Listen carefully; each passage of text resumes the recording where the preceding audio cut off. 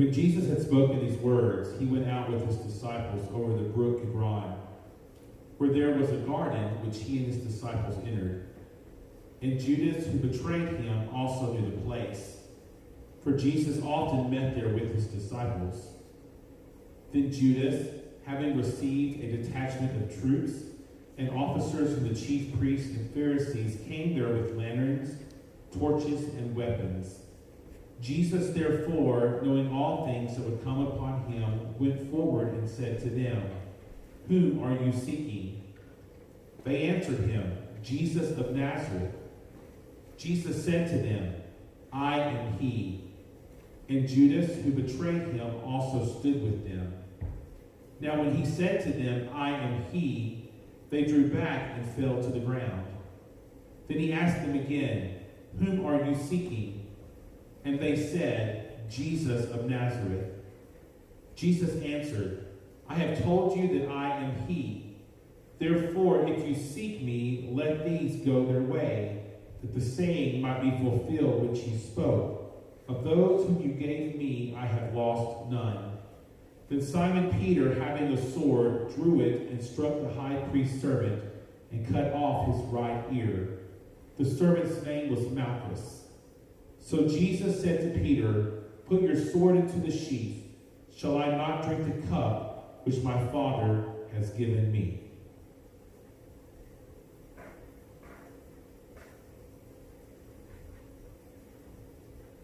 Then the detachment of troops and the captain and the officers of the Jews arrested Jesus and bound him.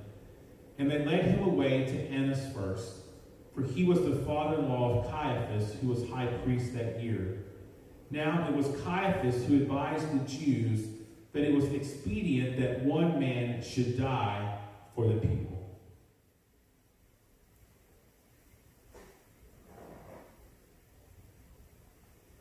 And Simon Peter followed Jesus, and so did another disciple. Now that disciple was known to the high priest and went with Jesus into the courtyard of the high priest. But Peter stood at the door outside. Then the other disciple, who was known to the high priest, went out and spoke to her who kept the door and brought Peter in. Then the servant girl who kept the door said to Peter, "You are not also one of this man's disciples, are you?" He said, "I am not." Now the servants and officers who had made a fire of coals stood there, for it was cold, and they warmed themselves. And Peter stood with them and warmed himself.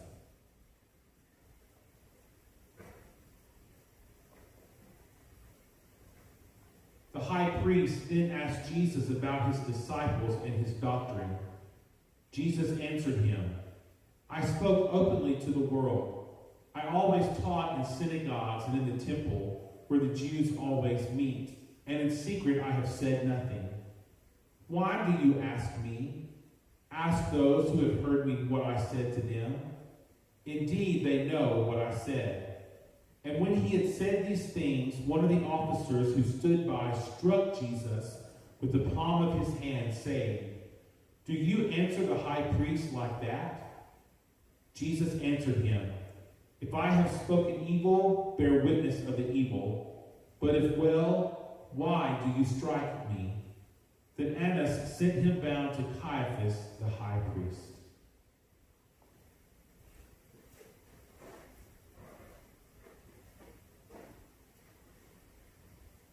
Now Simon Peter stood and warmed himself. Therefore they said to him, "You are not also one of his disciples, are you?" He denied it and said, "I am not." One of the servants of the high priest, a relative of him whose ear Peter cut off, said, "Did I not see you in the garden with him?" Peter then denied again, and immediately a rooster crowed.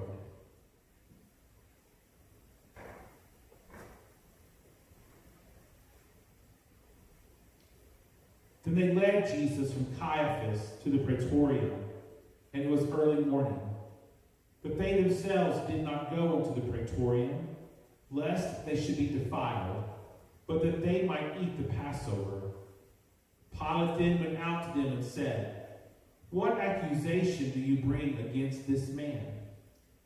They answered and said to him, "If he were not an evildoer, we would not have delivered him up to you." Then Pilate said to them, "You take him and judge him according to your law." Therefore the Jews said to him, it is not lawful for us to put anyone to death, that the saying of Jesus might be fulfilled, which he spoke, signifying by what death he would die. Then Pilate entered the praetorium again, called Jesus, and said to him, "Are you the king of the Jews?" Jesus answered him, "Are you speaking for yourself about this, or did others tell you this concerning me?" Pilate answered, "Am I a Jew? Your own nation and the chief priests have delivered you to me. What have you done?" Jesus answered, "My kingdom is not of this world. If my kingdom were of this world, my servants would fight, so that I should not be delivered to the Jews. But now my kingdom is not from here." Pilate therefore said to him, "Are you a king then?" Jesus answered, "You say rightly that I am a king. For this cause I was born, and for this cause I have come into the world, that I should bear witness to the truth. Everyone who is of the truth hears my voice." Pilate said to him, "What is truth?"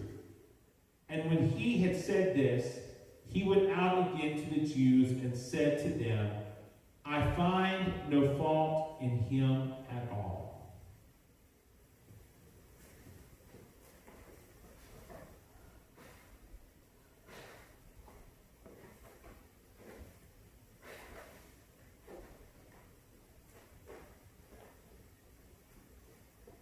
But you have a custom that I should release someone to you at the Passover. Do you therefore want me to release to you the King of the Jews?" Then they all cried again, saying, "Not this man, but Barabbas." Now Barabbas was a robber.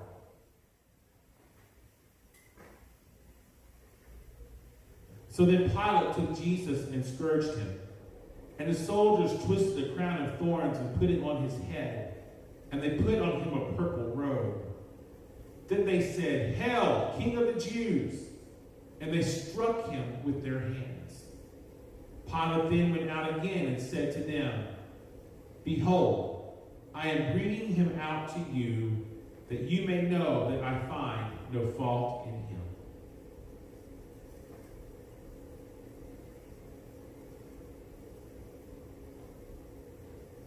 Then Jesus came out wearing the crown of thorns and the purple robe.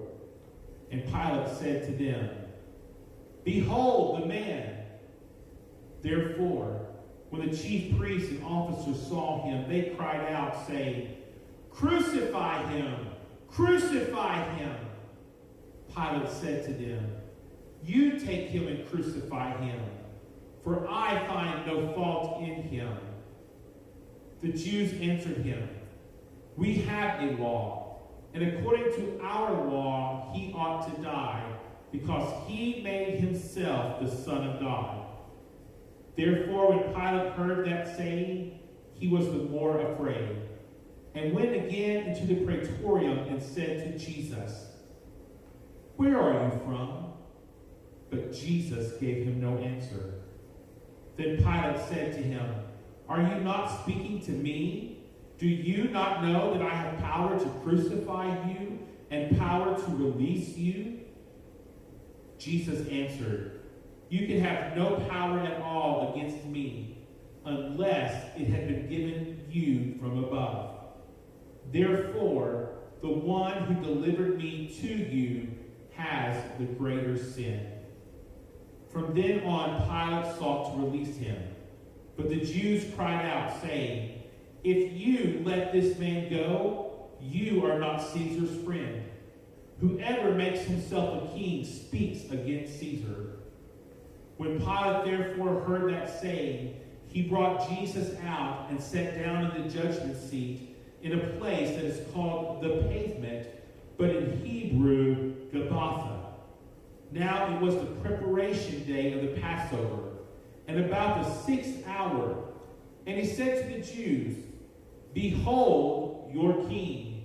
But they cried out, "Away with him! Away with him! Crucify him!" Pilate said to them, "Shall I crucify your king?" The chief priests answered, "We have no king but Caesar." Then he delivered him to them to be crucified. So they took Jesus and led him away.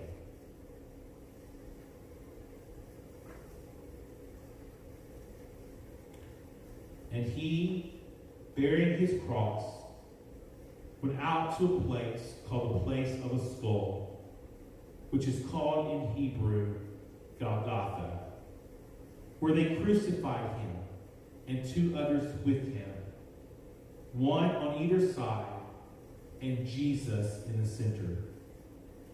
Now Pilate wrote a title and put it on the cross, and the writing was, "Jesus of Nazareth, the King of the Jews."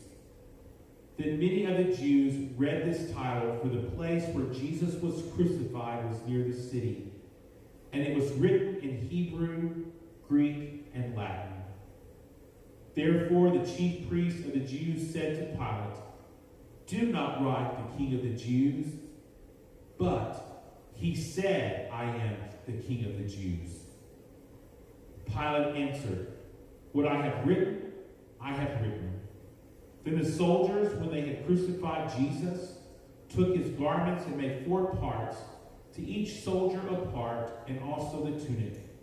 Now the tunic was without seam, woven from the top in one piece. They said therefore among themselves, "Let us not tear it, but cast lots for it, whose it shall be, that the scripture might be fulfilled, which says, 'They divided my garments among them, and for my clothing they cast lots.' Therefore the soldiers did these things."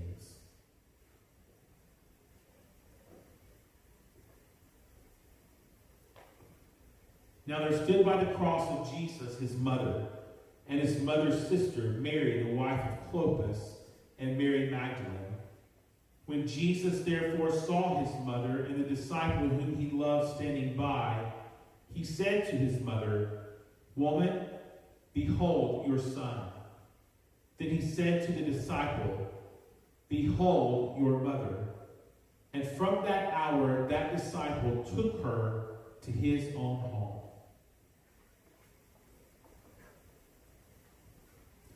After this, Jesus, knowing that all things were now accomplished, that the scripture might be fulfilled, said, "I thirst."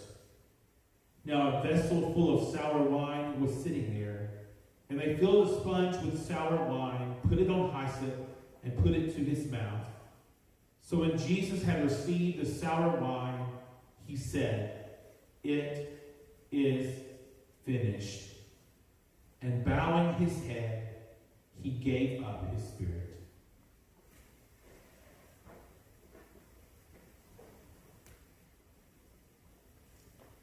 Therefore, because it was the preparation day, that the body should not remain on the cross on the Sabbath, for that Sabbath was a high day, the Jews asked Pilate that their legs might be broken and that they might be taken away. Then the soldiers came and broke the legs of the first and of the other who was crucified with him. But when they came to Jesus and saw that he was already dead, they did not break his legs. But one of the soldiers pierced his side with a spear, and immediately blood and water came out. And he who has seen has testified, and his testimony is true. And he knows that he is telling the truth, so that you may believe. For these things were done that the scripture should be fulfilled, not one of his bones shall be broken. And again, another scripture says, they shall look on him whom they pierced.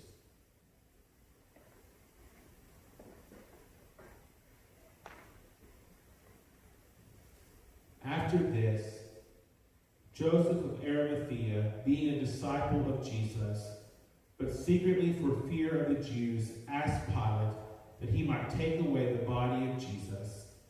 And Pilate gave him permission. So he came and took the body of Jesus. And Nicodemus, who at first came to Jesus by night, also came, bringing a mixture of myrrh and aloes, about 100 pounds. Then they took the body of Jesus and bound it in strips of linen with the spices, as the custom of the Jews is to bury.